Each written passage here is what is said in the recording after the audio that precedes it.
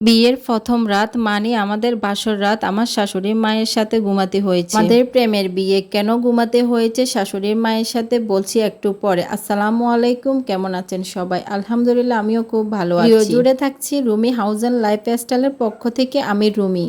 প্রথম যেদিন আমাকে বিয়ে করে বাসায় নিয়ে আসে সেদিন রাতে আমার শাশুড়ি হাউমাউ করে চিৎকার করে উঠে অনেক কান্নাকাটি করতেছিল। তখন আমার স্বামীর রুমে পাঞ্জাবি খুলতেছিল। পাঞ্জাবিটা খুলে তাড়াহুড়ো করে চলে গেল মায়ের রুমে। জিজ্ঞাসা করলো, মা তোমার কি হয়েছে, কান্না করতেছো কেন? আমিও বিছনা ছেড়ে সাথে সাথে চলে গেলাম শাশুড়ির রুমে। গিয়ে দেখি সেখানে আমার বড় জাও উপস্থিত। সেই আমাকে কাছে ডেকে নিয়ে বলল, বোন কিছুই হয় নাই, এখন থেকে তোমার শাশুড়ি ভাবতেছে তার ছেলে পর হয়ে গেছে, বউয়ের সাথে ঘুমাবে, একা খাবে, সেজন্য কান্নাকাটি করতেছে। ঠিক একইভাবে আমার বিয়ের পরও এরকম কান্নাকাটি করেছে। তখন আমার শাশুড়ি অনেক কান্নাকাটি করতেছে, বলতেছে, হায়রে বাবু তুই এখন আর আমার থাকবি না, তুই তো বউয়ের হয়ে গেছস, এখন আমার সাথে কে ঘুমাবে? আমার শাশুড়ির ছোট ছেলে হচ্ছে আমার স্বামী। তখন আমার স্বামী বলে উঠল, মা তুমি কান্না করিও না, তোমার শরীর খারাপ করবে, আমি তোমার সাথে ঘুমাবো। তখন আমার শাশুড়ি পাল্টা জবাবে বলল, এখন আমার শরীর খারাপ হলে কি তুই দেখবি, তুই তো এখন পর হয়ে গেছস। আমার স্বামী বলল, আমি যখন তোমার কাছে ঘুমাবো, বউয়ের কাছে ঘুমাবো না। তখন আমার শাশুড়ি দেখলাম ঠান্ডা হয়ে গেছে। এটা দেখে আমার খুবই মন খারাপ হয়। আমি রুমে চলে আসি। সেই সময় আমার বড় যাও আমার রুমে আসে, এসে আমাকে বুঝায়, এই কথাগুলো কাউকে বলো না বোন, তোমার স্বামী আমার স্বামী দুজনে মা ভক্ত, মা যেটা বলে সেটাই হয়।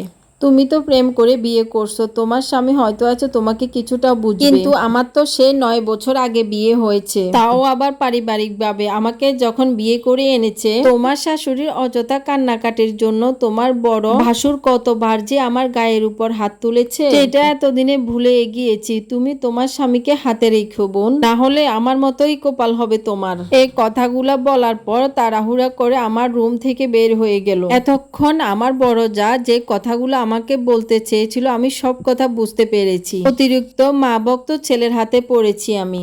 আচ্ছা যা হোক, ঘন্টা খানিক পর একটা বালিশ নিয়ে আমার শাশুড়ি আমার রুমে এসে মাঝ বরাবর বালিশ দিয়ে শুয়ে পড়েছে, ছেলেকে ডান পাশে আর আমাকে বাম পাশে রেখে। আর ঘুমানোর আগে আমার শাশুড়ি বলে, তাড়াতাড়ি ঘুমিয়ে পড়ো, সকাল সকাল উঠতে হবে, বাসায় অনেক মেহমান আসবে তোমাকে দেখতে। যা হোক, সবকিছুই মেনে নিলাম। বিয়ের পরের দিন আমার বাড়ির লোক আসে আমাকে আর আমার স্বামীকে নিতে। ঠিক সেই সময় আবার আমার শাশুড়ি অসুস্থ হয়ে পড়ে। তার নাকি পায়ে বাতের ব্যথা শুরু হয়েছে। আমি তো বুঝলাম ভান করতেছে, কিন্তু বুঝলো না তার ছেলে। আমাকে আমার ভাই আর আমার দুলাভাই নিতে আসছে, আমি তাদের সাথে চলে গেলাম। বিয়ের 4 দিন পরও আমার স্বামী আমাকে আনতে গেল না। আমাকে বলে, তুমি একা একা চলে আসো, আমি মায়ের কাছে আসি, মা খুবই অসুস্থ। এর মাঝে জায়ের কাছে শুনলাম শাশুড়ি মায়ের তেমন কিছুই হয়নি, আগে থেকেই বাতের ব্যথাটা ছিল, ডাক্তার বলেছে এটা কোনো সমস্যাই না। আমার বাবার বাড়ি থেকে আমার স্বামীর বাড়ি প্রায় 3 ঘন্টা দূরত্ব ছিল, অনেক জার্নি করতে হয় গাড়িতে। আমার বাবার বাড়ির লোক চিচি করতে, যেহেতু আমি নিজে পছন্দ করে বিয়ে করেছি, তারপরও যদি এরকম হয় তাহলে তো কথাই নেই।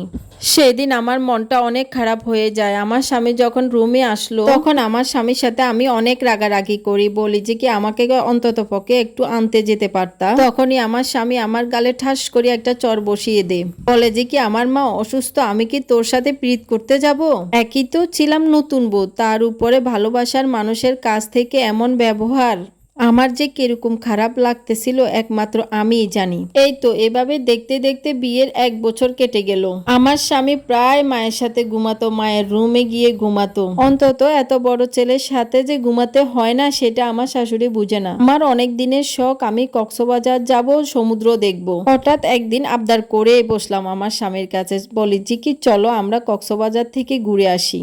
তখন আমার স্বামী বলল যে কি চলো আম্মুকেও সাথে নিয়ে যাই, আম্মুরও অনেক দিনের ইচ্ছে ছিল কক্সবাজার যাবে, সমুদ্র দেখবে। তখন আমার স্বামীকে আমি বুঝিয়ে বললাম, আগে তুমি আমি যাই, পরে ফ্যামিলি নিয়ে যাব। এরপর তো তুমি আমি সেভাবে কোথাও ঘুরতে পারিনি বা একা সময় কাটাতে পারিনি। তখন আমার স্বামী বলে উঠলো, আম্মুর অনেক ইচ্ছে ছিল সমুদ্র দেখবে, এখন যদি না নিয়ে যাই তাহলে অনেক কষ্ট পাবে।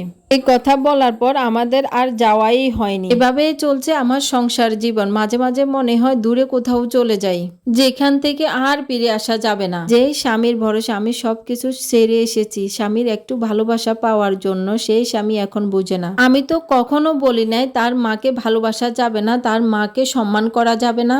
মায়ের ভালোবাসা মায়ের সাথে, বউয়ের ভালোবাসা বউয়ের সাথে, কিন্তু সেই এটা মানতে নারাজ। গল্পটা একটা আপুর টাইমলাইন থেকে নেওয়া। আজকে এ পর্যন্ত। সবাই খুব বেশি ভালো থাকবেন, সুস্থ থাকবেন। আল্লাহ হাফেজ।